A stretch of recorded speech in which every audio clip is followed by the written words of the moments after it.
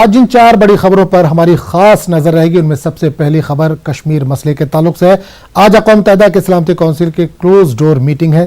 चीन ने पाकिस्तान की तरफदारी में मीटिंग की मांग की थी। दूसरी खबर जम्मू कश्मीर से दफा 370 हटाए जाने के सिलसिले में है। आज सुप्रीम कोर्ट में समाअत है। जबकि तीसरी खबर क्रिकेट से जुड़ी है। आज बीसीसीआई टीम इंडिया के हेड कोच का ऐलान करेगी। और चौथी खबर आजानी अटल बिहारी वाजपेयी के सिलसिले में है। आज इनकी पहली बरसी है। मुल्क व बैरून मुल्क के ताज़ा तरीन खबरों से भी हम आपको अपडेट कराते रहेंगे। साबिक वज़ीर आज़म आजानी अटल बिहारी वाजपेयी की आज पहली बरसी है।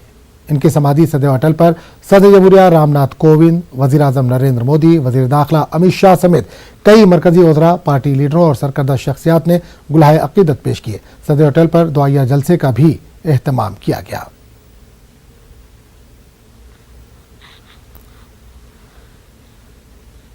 और अब बात करेंगे वादी कश्मीर की, जहां के ताज़ा हालात